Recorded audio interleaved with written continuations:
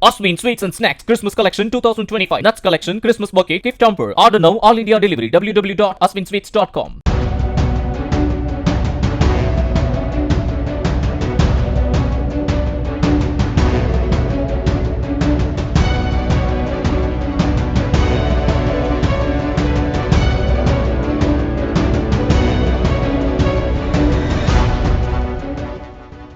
ஒரே ஒரு போலி லஞ்ச புகார்தான் மக்களின் உயிருக்கு எதிராக தமிழ்நாடு தீயணைப்பு மற்றும் மீட்பு படைகள் துறை அதிகாரிகளின் ஒட்டுமொத்த ஊழல் முறைகேடுகளும் வெளிச்சத்திற்கு வர ஆரம்பித்திருக்கின்றன. அதுவும் தனியார் மருத்துவமனையில் தீப்பிடித்து 6 பேர் உயிரிழந்த கொடூர சம்பவத்தின் பின்னணியில் நடந்த முறைகேடும் வெளிச்சத்திற்கு வர ஆரம்பித்திருக்கிறது. இதுவரை தூத்துக்குடி தீயணைப்பு வீரர் ஆனந்த், அவரது உறவினர் முத்துசுடலை, முகமூடி அணிந்து பணத்தை கொண்டு போய் வைத்த வசூலிஸ்ட் விஜய், திருநெல்வேலி டவுன் தீயணைப்பு வீரர் மூர்த்தி மற்றும் சென்னை அம்பத்தூர் தீயணைப்பு வீரர் முருகேசன் ஆகியோர் கைது செய்யப்பட்ட நிலையில் இன்னும் பலர் கைது செய்யப்பட இருக்கிறார்கள் என அதிர்ச்சி தகவல் வெளியாகியுள்ளது. தீ விபத்து, மழை, வெள்ளம், புயல், கட்டிட விபத்துகள் என எந்த பேரிடர் ஏற்பட்டாலும் உடனடியாக ஓடி வந்து உயிரை காப்பாற்றுவது மட்டுமல்ல, குடியிருப்புகள், வணிக வளாகங்கள் மற்றும் தொழிற்சாலை கட்டடங்கள், பள்ளிகள், மருத்துவமனைகள் போன்றவற்றில் தீ விபத்து ஏற்படாமல் தடுக்கும் விதமாக ஃபயர் லைசன்ஸ் அளிப்பதும் தமிழ்நாடு தீயணைப்பு மற்றும் மீட்பு பணிகள் துறையினர்தான். தமிழ்நாடு தீயணைப்பு மற்றும் மீட்பு பணிகள் துறையில் சரவணகுமார், சத்யநாராயணன் என 2 கூடுதல் இயக்குநர்கள், 3 இணை இயக்குநர்கள், வேலூர், திருச்சிராப்பள்ளி, மதுரை, சேலம், திருநெல்வேலி என 5 துணை இயக்குநர்கள், மாவட்டங்களுக்கும் தலா ஒரு மாவட்ட தீயணைப்பு அலுவலர் என டிஜிபியும் இயக்குநருமான சீமா அகர்வால் IPS தலைமையில் இவர்கள் இயங்கி வருகிறார்கள். இந்த நிலையில்தான் திருநெல்வேலி துணை இயக்குநர் சரவண பாபுவை லஞ்ச வழக்கில் சிக்க வைக்க உயர் அதிகாரியின் தலைமையிலான டீம் பக்கா ஸ்கெட்ச் போட்டது வெளிச்சத்திற்கு வந்திருக்கிறது. இப்படி போலி லஞ்ச வழக்கில் சிக்க வைக்க முயற்சித்தது ஏன்? திட்டம் போட்ட அதிகாரிகள் யார் யார்? லஞ்ச ஒழிப்புத்துறை அதிகாரிகளுக்கும் இந்த போலி ரெய்டுக்கும் உள்ள தொடர்புகள் என்ன என முன்னாள் CBI அதிகாரியும் திருநெல்வேலி காவல் ஆணையருமான சந்தோஷ் ஹதிபானி, CBCIDயில் பணியாற்றியவரும் தற்போதைய திருநெல்வேலி கிழக்கு காவல் துணை ஆணையருமான வினோத் சாந்தாராம் ஆகியோர் தலைமையிலான போலீசாரின் அதிரடி விசாரணையில் பல்வேறு திடுக்கிடும் தகவல்கள் வெளியாகிக் கொண்டிருக்கின்றன. 2025 நவம்பர் 18ஆம் தேதி செவ்வாய்க்கிழமை மதியம் 1:30 மணியளவில் லஞ்ச ஒழிப்புத்துறை ADSP மெக்லாரின் எஸ்கால் தலைமையிலான போலீசார் திருநெல்வேலி தீயணைப்புத்துறை அலுவலகத்தில் நுழைந்து துணை இயக்குநர் சரவண பாபுவை போலி லஞ்ச வழக்கில் கைது செய்வதற்கு முன் நடந்தது இதுதான். திருப்பூர் தீயணைப்புத்துறை ADFO எனப்படும் உதவி மாவட்ட அலுவலர் வீரராஜ் டீம் தங்களுக்கு வேண்டாத ஆபீசர்களின் அலுவலகத்தில் பணத்தை வைத்துவிட்டு தங்களுக்கு தெரிந்த விஜிலன்ஸ் ஆபீசர்களுக்கு தகவல் கொடுத்து சிக்க வைப்பதற்காகவே 88 என ஆரம்பிக்கும் ஒரு செல்போன் நம்பரை வாங்கி வைத்திருந்திருக்கிறார்கள். நான் நேரடியா ADSPயிடம் பேசினால் சரியாக இருக்காது, வேண்டுமென்றே சிக்க வைக்கும் புகார் என்பதை கண்டுபிடிச்சிடுவார். அதனால நான் ஒரு நம்பர் தரேன், அந்த நம்பருக்கு போன் பண்ணி பணம் இருக்கும் தகவலை கேட்டு சொல்லுங்க என லஞ்ச ஒழிப்புத்துறை SPக்கு கீழ் பணிபுரியும் தனக்கு தெரிந்த ஆபீசரான கந்தசாமியிடம் வீரராஜ் கொடுத்ததாக கூறப்படுகிறது. கந்தசாமியோ அந்த நம்பரை ADSPயிடம் கொடுத்திருக்கிறார். ஆனால் ADSPயோ தீயணைப்புத்துறை துணை இயக்குநர் சரவண பாபு மீது லஞ்சம் வாங்குவதாக குற்றச்சாட்டு வரவில்லையே, அவர் நேர்மையான ஆபீசர் என்கிறார்களே என கேட்டிருக்கிறார். அதற்கு கந்தசாமியோ, ஐயா, SP ஐயா சொன்ன ஆபரேஷன் கணக்கில் வராத பணம் துணை இயக்குநர் சரவண பாபு ஆபீஸ்ல இருக்கிறது கன்ஃபார்ம் ஐயா என பவ்யமாக கூறியுள்ளார். ADFO வீரராஜின் சிக்க வைக்கும் டீம் 3 தங்களது போலி ஆபரேஷனை தொடங்கியது.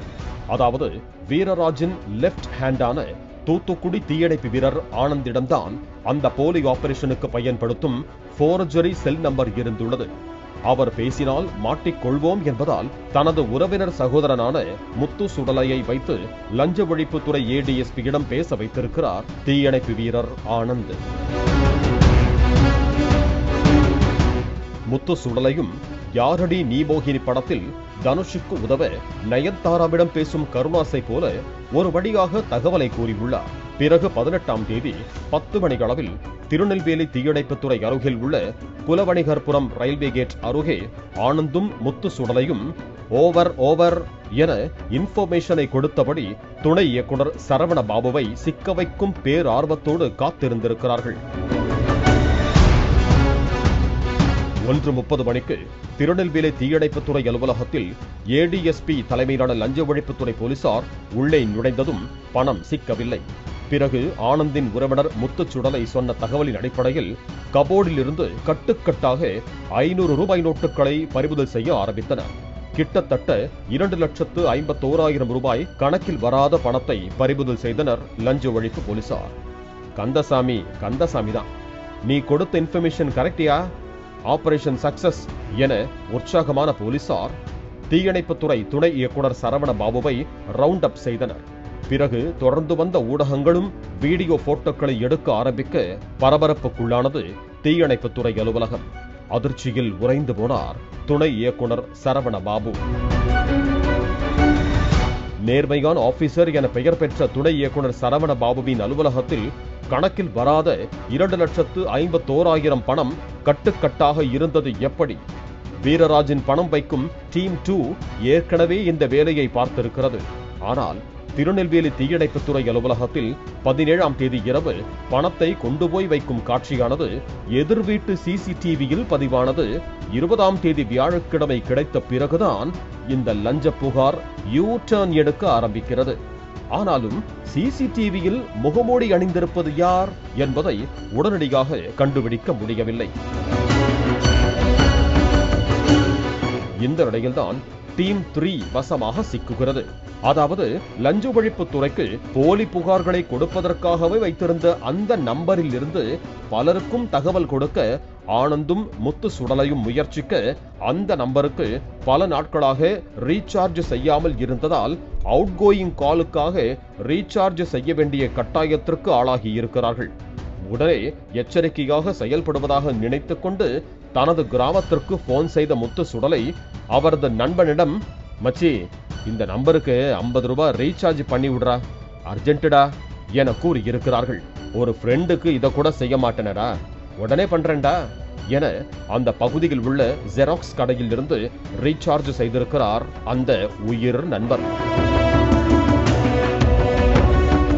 17ஆம் தேதி இரவு CCTV காட்சியை பார்த்த திருநெல்வேலி மாநகர காவல் ஆணையர் மற்றும் துணை ஆணையர் தலைமையிலான போலீசார் நேராக ஜெராக்ஸ் கடையில் விசாரிக்க முத்து சுடலையை தட்டி தூக்கியது. அவரோ தனது ஒன்றுவிட்ட சகோதரர் ஆனந்தை ஒன்றுவிடாத குறையாய் கை காட்ட ஆனந்தையும் தட்டி தூக்கியது போலீஸ். ஆனந்த் பலமுறை செல்போனில் வீரராஜிடம் பேசியிருப்பதையும் கண்டறிந்திருக்கிறது காவல்துறை. இன்னொரு பக்கம் பணத்தை கொண்டு வந்து வைத்த விஜயை மும்பை தாராவியில் வைத்து கைது செய்தது திருநெல்வேலி மாநகர தனிப்படை டீம். அவரிடம் நடத்தப்பட்ட விசாரணையில் பணத்தை வைக்க பணம் தருகிறேன் என 40,000 ரூபாய் அட்வான்ஸ் கொடுத்த தீயணைப்பு வீரர்கள் மூர்த்தி, சென்னை அம்பத்தூர் தீயணைப்பு வீரர் முருகேசன் சிக்கினர். இவர்களும் பலமுறை வீரராஜுடன் செல்போனில் பேசியிருப்பது தெரிய வந்துள்ளதாக கூறப்படுகிறது. இவர்களுடன் இது தொடர்பாக பலமுறை செல்போனில் பேசிக் கொண்டிருந்த கோவை ADFO அழகர்சாமி, எழும்பூர் தீயணைப்புத்துறை நிலைய அலுவலர் மோரிஸ், தூத்துக்குடி DFO கணேசன் என தீயணைப்புத்துறையை சேர்ந்த பலரும் விசாரணை வளையத்திற்குள் கொண்டு வரப்பட்டுள்ளதாக தகவல் வெளியாகி உள்ளது. இதில் தூத்துக்குடி மாவட்ட தீயணைப்பு அலுவலரான கணேசன், திண்டுக்கல் மாவட்டத்தில் தனியார் மருத்துவமனையில் ஏற்பட்ட தீ விபத்தில் 6 பேர் பரிதாபமாக உயிரிழந்த புகாரில் சம்பந்தப்பட்டவர் எனவும் கூறப்படுகிறது. அதாவது திண்டுக்கல்லைச் சேர்ந்த அந்த தனியார் மருத்துவமனையில் முறையான விதிமுறைகளை கடைபிடிக்கவில்லை. இதனால் தீ விபத்து ஏற்பட வாய்ப்புள்ளது என்பதை முன்கூட்டியே உணர்ந்த அப்போதைய திண்டுக்கல் மாவட்ட தீயணைப்பு அலுவலர் ஃபயர் லைசன்ஸ் கொடுக்காமல் 2 முறை நிராகரித்திருக்கிறார். ஆனால் அவர் பணிமாறுதல் பெற்றதும் அந்த இடத்திற்கு மாவட்ட அலுவலராக வந்த கணேசன் உடனடியாக லைசன்ஸ் கொடுத்ததும் அதற்கு பிறகே அந்த மருத்துவமனையில் விபத்து ஏற்பட்டு 6 வயது சிறுமி உள்பட 6 பேர் பரிதாபமாக உயிரிழந்தார்கள் என்ற பின்னணி தகவலும் வெளியாகி அதிர்ச்சியை ஏற்படுத்தி இருக்கிறது. இது குறித்து விசாரணை ஆரம்பித்ததும் 25 லட்சம் ரூபாய் செலவு செய்து தூத்துக்குடிக்கு மாற்றலாகி வந்துவிட்டார் எனவும் கூறப்படுகிறது. இப்படி தீயணைப்புத் துறையில் பல குளறுபடிகள், வணிக வளாகங்கள், மருத்துவமனைகள், பள்ளிகள் உள்ளிட்ட கட்டிடங்களுக்கு 25 லட்சம் ரூபாய் முதல் 75 லட்சம் ரூபாய்க்கு மேல் லஞ்சம் வசூலிக்கப்படுவதாக குற்றச்சாட்டு எழுந்துள்ளது. ஆனால் எந்த நேரத்தில் வேண்டுமானாலும் விதிமுறை மீறப்பட்ட கட்டடங்களில் தீ பிடிக்கலாம். அதனால் உயிரிழப்புகள் ஏற்படலாம். ஆனால் தீ பிடித்ததும் விதிமுறை மீறிய கட்டிடங்களுக்கு லஞ்சம் வாங்கிக் கொண்டு அனுமதி கொடுத்தவர்களே உடனே ஓடிவந்து காப்பாற்றுவது போல பேட்டி கொடுப்பார்கள். பொதுமக்களும் இது விபத்து தானே என உச் கொட்டி கடந்து விடுவார்கள். இதுதான் தீயணைப்புத் துறையில் தொடர்ந்து நடந்து கொண்டிருக்கும் ஊழல், முறைகேடு எனவும் குற்றம் சாட்டப்படுகிறது.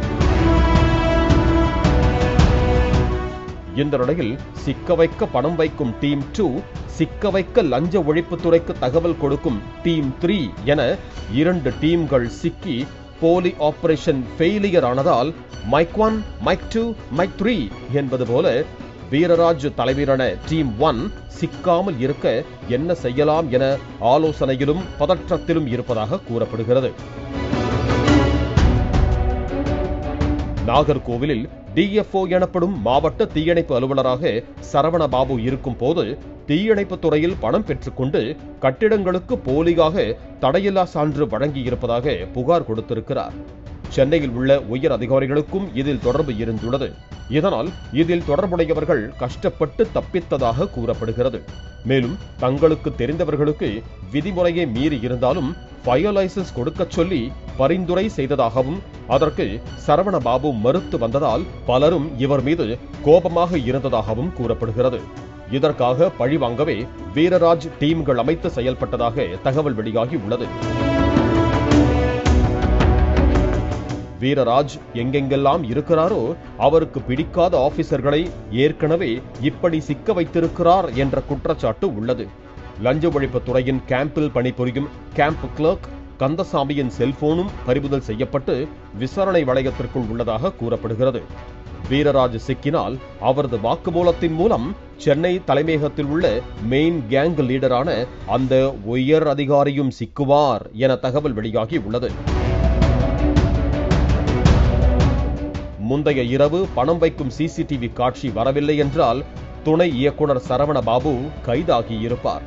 இந்த சதித்திட்டத்தில் ஈடுபட்டவர்கள் எல்லாம் தப்பித்திருப்பார்கள்.